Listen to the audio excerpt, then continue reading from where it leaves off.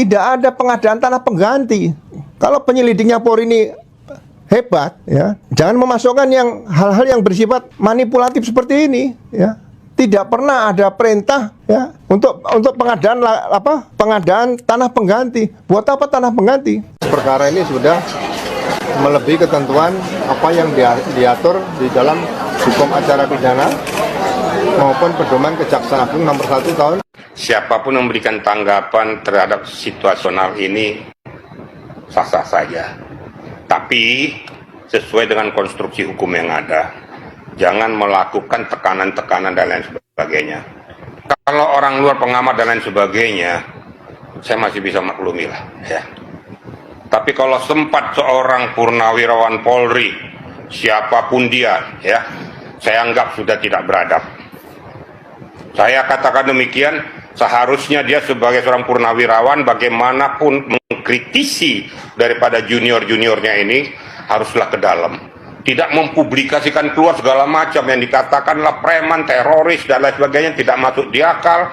Sudah etika prosedur ditabrak dan sebagainya, teriak-teriak ke muka umum lagi. Ini sangat memalukan seorang purnawirawan kayak gini. Saya harus berani ngomong kayak gitu, ya. Apa tidak berkaca pada saat dia ngomong gitu sama dengan melempar tai ke mukanya sendiri? Lah gua siapa? Gua kan bekas dari kepolisian sana, purnawirawan, kenapa ngomong-ngomong keluar pada saat kau dulu bertugas itu udah benar atau tidak? Berkaca diri gitu.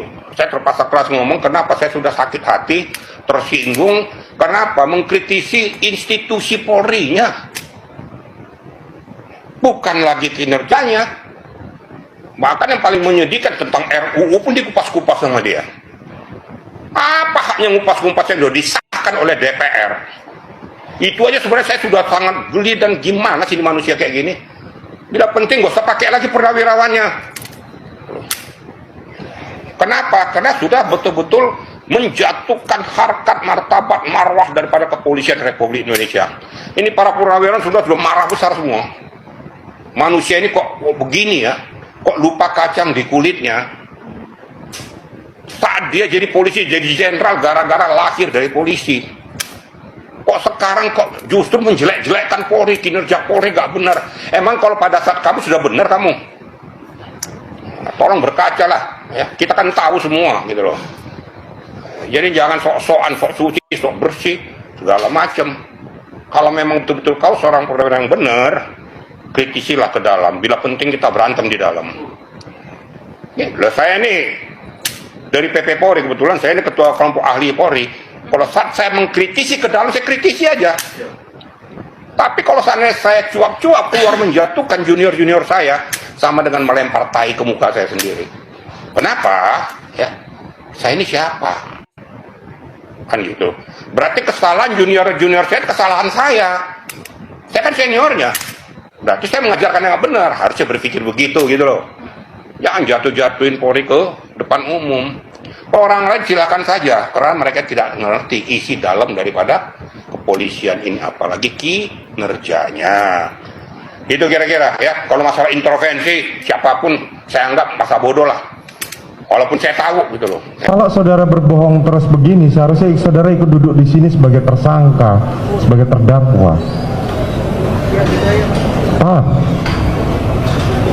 Kalau saudara bohongnya keterlaluan, saudara jaksa penuntut umum bisa memproses saudara. Ancamannya 7 tahun, nggak main-main saudara. Menimbang bahwa tindakan pemohon mengajukan permohonan pra-peradilan terkait penetapan tersangka setelah pelimpahan perkara dan setelah pra-peradilan pertama mencapai tahap kesimpulan adalah bentuk nyata upaya untuk menunda-nunda dan mengganggu proses pemeriksaan pokok perkara. Menurut hakim, upaya ini adalah salah satu bentuk penyalahgunaan pra-peradilan. Menimbang bahwa berdasarkan seluruh uraian pertimbangan di atas, maka permohonan pra-peradilan pemohon sudah tidak relevan lagi, sehingga sudah sepatutnya dinyatakan ditolak untuk seluruhnya. baru akan mengajukan pra-peradilan. Tapi sepanjang tidak ditahan, tidak mengajukan pra-peradilan. Nah, waktu beliau ditangkap pada tanggal 19 Juni 2026 kemarin dan kemudian tidak ditahan pada tanggal 22 Juni, itu pra-peradilan diajukan di tengah-tengah waktu itu. Ya, di tengah-tengah waktu itu. Hanya memang bedanya adalah Dr. Tifa mencabutnya, Mas Roy meneruskannya karena ada yang namanya public accountability, tanggung jawab publiknya, yaitu untuk menguji bahwa kewenangan itu tidak boleh dilaksanakan secara sewenang-wenang. Maka kemudian terhadap penggeledahan, penangkapan dan penahanan itu diajukan pra-peradilan dan alhamdulillah kemudian dikabulkan. Nah, sebagai follow up dari pengabulan tersebut, nanti akan ada pra-peradilan terhadap ganti rugi. Hakim tolak pra-peradilan Roy Suryo, status tersangka sah. Dalam pertimbangannya, hakim menyatakan bahwa upaya ini dilakukan untuk menunda-nunda persidangan pokok perkara. Sekian, bacain berita. Saya Harisman. Oh, saya bilang gini ke beliau. Anda ini kan orang Jogja, ya kan? Rumah Jogja, berkuliah, bersekolah di Jogja. Masa sebesar apa sih Jogja? Sampai dengan detik ini Anda tidak pernah menemukan satu saja orang, teman kuliahnya Pak Jokowi, yang bisa menjadikan saksi bahwa Pak Jokowi itu tidak lulus kuliah. Satu saja jadinya. Berarti kalau dilihat riwayat investigasi atau penyelidikan abang tentang ijazah ini malah jauh lebih komprehensif dari yang dilakukan Roy. Saya waktu itu, ini saya lupa tanggalnya, anggaplah bulan Mei ya, Mei Juni 2025. Saya yang tantang mereka datang di salah satu podcast. Pertemukan saya dengan Roy Suryo dan Rismon. Ayo kita uji datanya. Kan mereka tidak mengucapkan apa-apa pada saat itu. Saya minta mereka, mana data Anda, ini data saya, buka data. Kita buka satu meja. Di podcast manapun Anda mau ngomong, saya datang. Kita buka-bukaan. Tapi gak mau. Datang kan pada saat itu di salah satu podcast. Oke. Yang waktu itu dia mengatakan bahwa suatu saat nanti saya akan masuk penjara. Mereka akan selamat. Sekarang kan kebalik keadaan, mereka yang tersangka, saya yang selamat. Saya waktu itu sampaikan begini, peristiwa yang terjadi 40 tahun lalu, bahkan yang pada saat itu saya belum lahir, tidak bisa dia menggunakan kacamata hari ini. Tetapi dia harus dilihat oleh kacamata masa lalu juga. Berarti riwayat seperti yang abang bilang. Inilah yang dikatakan orang dengan pendekatan sejarah, approach historinya. Historis. Ini cara melihat yang paling benar. Kalau Anda melihat dengan kacamata masa depan, digital, teknologi, forensik, agak susah, Pak. Karena belum tentu apa yang terjadi hari ini sama dengan yang terjadi 45 tahun yang lalu, 40 tahun yang lalu. Pak Jokowi ini lulus, saya belum lahir loh, Bang. Beliau lulus 85, saya lahir 86. Lalu tiba-tiba kita ingin mencoba membaca semua peristiwa 85 itu dengan kacamata hari ini. Ya nggak bisa, saya bilang. Pak Roy Suryo, saya bilang gini ke beliau. Anda ini kan orang Jogja, ya kan? Rumah Jogja, berkuliah, bersekolah di Jogja. Masa sebesar apa sih Jogja? Sampai dengan detik ini Anda tidak pernah menemukan satu saja orang, teman kuliahnya Pak Jokowi, yang bisa menjadikan saksi bahwa Pak Jokowi itu tidak lulus kuliah. Satu saja. Sejauh mana sih circle Pak Jokowi di Jogja itu sampai Anda tidak menemukan 68 mahasiswa yang berkuliah bersama Pak Jokowi menjadi saksi bahwa Pak Jokowi itu tidak lulus kuliah. Apa yang dia katakan? Kan tidak ada sampai hari ini. Mungkin karena mereka selalu mencari materi dan sumber yang ya hanya mendukung penelitian mereka. Nah, ini saya katakan, ini penelitiannya itu pendekatannya salah. Kalau pendekatannya sejarah kan kita akan bertanya tentang sejarah itu. Abang sekolah di SMA Labuan Bajo, Labuan Bajo misal, ya. Ada sekitar 30 lah. Ya, itu doang. Teman sekolah. Sampai sekarang kita masih punya grupnya. Sesulit apa sih Bajo nyari teman sekolah abang? Sebesar apa Labuan Bajo saya nyari teman sekolah abang untuk saya bertanya sebagai saksi saya bahwa abang tidak lulus sekolah pada saat itu. Misal contoh. Ini yang terjadi di Roy Suryo. Ini orang Jogja, maksud saya masyarakat Jogja, berkuliah juga di Jogja, S1, S2 pun kata beliau kan di Jogja. Berpuluh-puluh tahun di Jogja tidak menemukan satu orang yang bisa membuktikan bahwa Pak Jokowi itu tidak lulus. Pak Jokowi itu waktu masuk kuliah, satu kehutanan beda-beda jurusan, yang waktu itu masih bersifat umum kehutanan itu sekitar 80-an orang. Yang tersisa kelulusan itu karena memang ada yang berhenti kuliah, ada yang terlambat. Itu kan 68 orang yang kuliah, yang lulus yang lulus. Dari yang lulus itu kan memiliki tahapan wisuda-wisuda itu. Saya menemui ada sekitar 5-6 orang yang lulus bersamaan dengan Pak Jokowi. Saya tanya mereka pada saat itu, ini gimana Bang ini? Stres itu loh. Karena mereka loh ini, mereka yang berkuliah, mereka yang mengatakan itu. Orang sudah menghipnotis ruang publik, menyatakan bahwa ijazahnya Pak Jokowi itu 99,9% palsu. Akhirnya bertengkarlah anak bangsa. Ini orang sudah menggunakan identitas doktornya masuk di pengadilan untuk jadi saksi ahli. Ini orang sudah membuat energi kita itu betul-betul cukup terkuras. Maka semua kebohongan-kebohongan ini bagi saya menjadi pertimbangan buat masyarakat meminta atau mendesak kepada UNJ, hey UNJ, cabut dong. Ini orang ternyata harusnya DO, kalian nggak DO. Ditambah lagi dengan ternyata disertasinya setelah kita lakukan penelusuran, setelah kita melakukan cross check, itu hampir 70% itu kategorinya plagiat. Sementara syarat untuk kemudian plagiat itu cuma sampai 20%. Ini udah di atas 20%. Itu tapi plagiarisme udah atas 20%. Di atas 20%. Itu kita bilang. Sudah ada. Itu yang kita bawa data-data ke Kementerian Dikti. Berapa persen? Jadi dia per bab ada yang 90%, yes, ada yang 89%, ada yang 40%, ada yang 60%. Jadi secara akumulatif kita hitung di atas 66%. Ya kan, secara akumulatif. Jadi itu disertasinya Mas Roy. Disertasi Mas Roy gitu. Ada yang bertanya, "Lo dapat dari mana, Bil?" Karena itu kan disertasi walaupun dipublish cuma boleh beberapa bab. Jangan lupa, gerakan kami ini gerakan didukung oleh beberapa dosen UNJ itu sendiri, mahasiswa UNJ itu sendiri yang ingin menjaga marwah lembaga. Sehingga itu ya yang kebetulan dapat akses bisa memberikan ke kita dan kita lakukan penelusuran. Walaupun itu dilakukan ada ya seperti Bang Joshua Sinambela, Bang Roni Teguh, mereka juga lakukan penelusuran serta beberapa teman dosen. Nah, adapun kami karena kebetulan kita di Jakarta, kitalah yang kemudian membawa ini ke Dikti agar bisa ditindaklanjuti. Jadi syarat untuk kemudian mencabut gelar kan salah satunya adalah karena plagiarisme. Kalaupun bukan masalah plagiarisme, minimal kita dapat ada pemberitahuan secara resmi konferensi pers dari UNJ bahwa masalah Roy Suryo ini tetap dia sah dan legal dan lain-lain sebagainya. Anggap seperti itu ya. Pokoknya Roy Suryo dibela oleh UNJ. Nah, tentu kan kita akan mengambil upaya hukum lainnya. Dalam artian seperti ini, kita akan minta kepada pihak kampus, bagaimana dengan peraturan rektor yang sudah dilanggar itu? Apakah kemudian peraturan itu akhirnya dibekukan?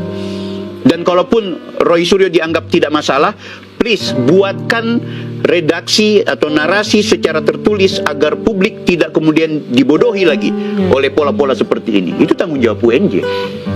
Datang gitu dengan guk-guk dan lain sebagainya dengan mempersonifikasi itu saya. Nah, itu yang bagi saya adalah problem lain. Dan saya nggak mau normalisasikan itu.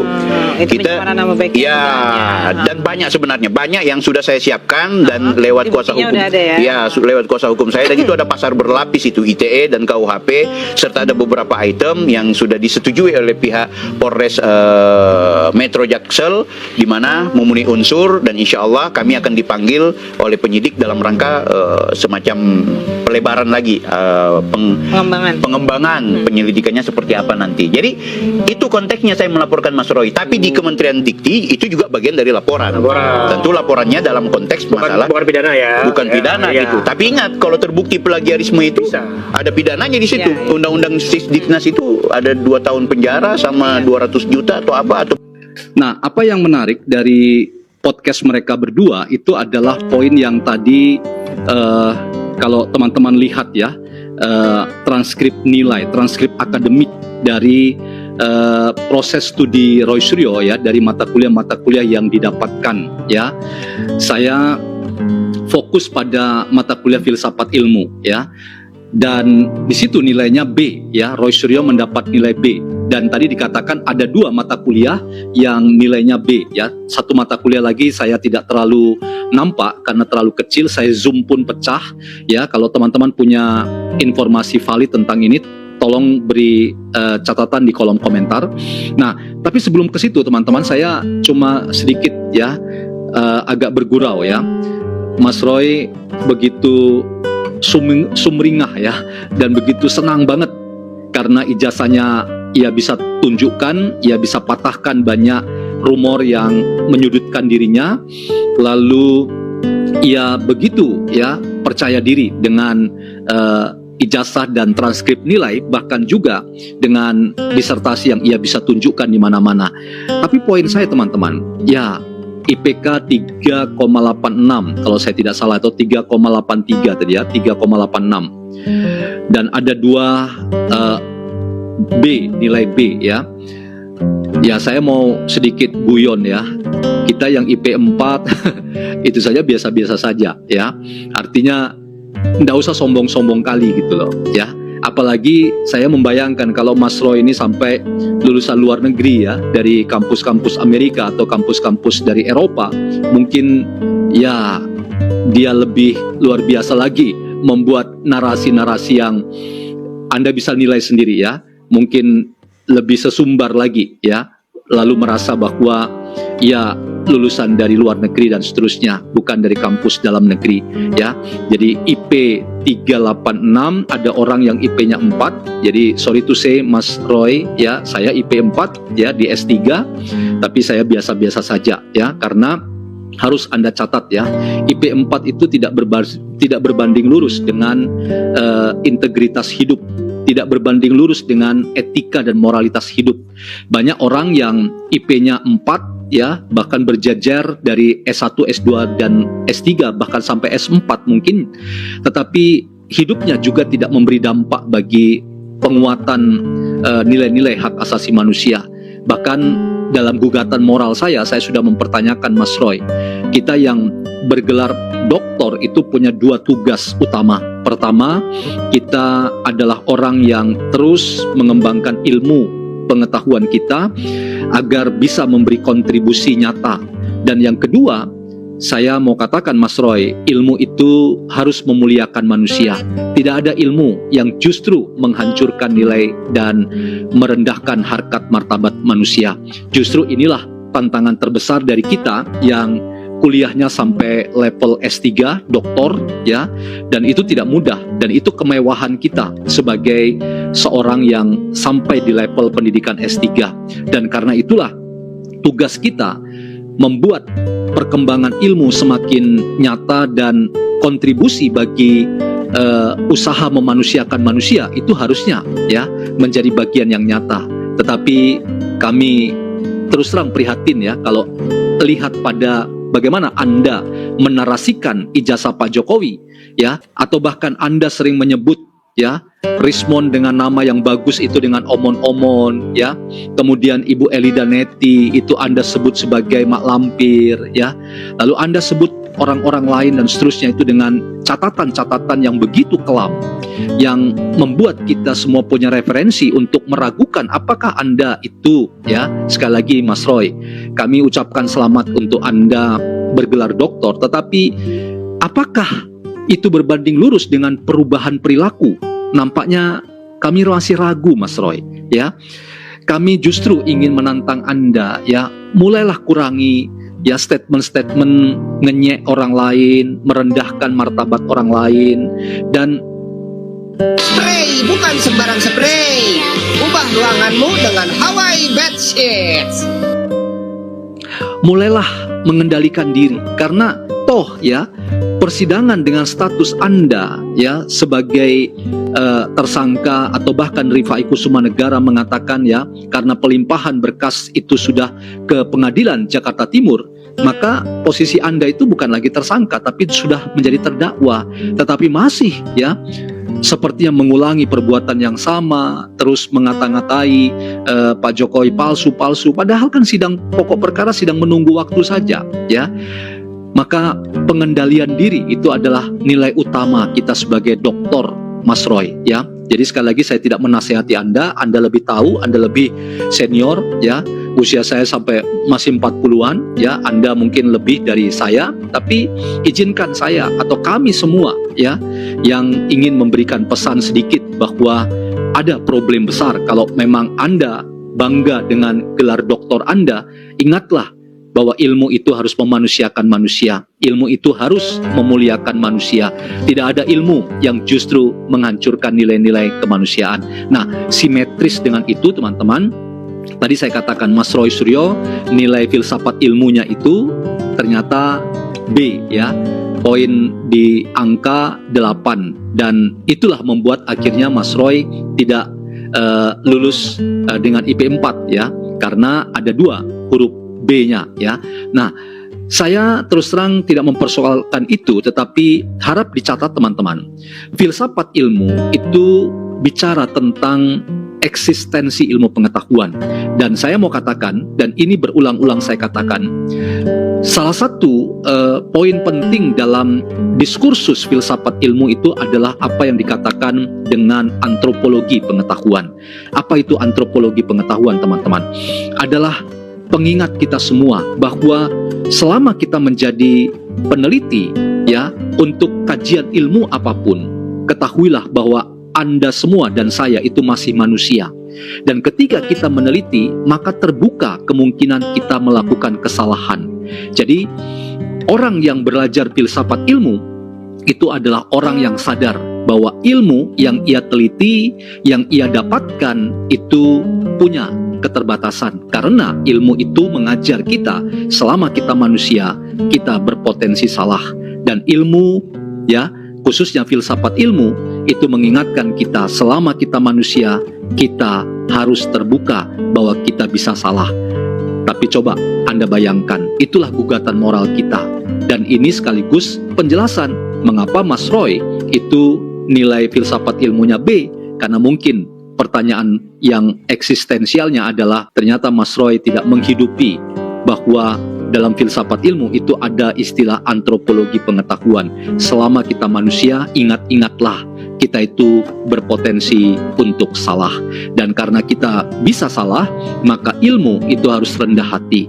Dan ketika kita bicara tentang Roy Suryo dengan statement-statement kontroversial dan penuh dengan cacian makian, ya, menghina, memfitnah, paling tidak, ya, mengapa Mas Roy itu menjadi tersangka atau bahkan terdakwa dengan pasal fitnah, penghinaan, pencemaran nama baik yang itu terbukti paling tidak melalui apa yang diputuskan oleh para penyidik. Maka saya mau katakan mungkin itu Mas Roy yang harus Anda jawab ya, bahwa mengapa Anda nilai filsafat ilmunya B, karena Anda tidak paham dengan antropologi pengetahuan.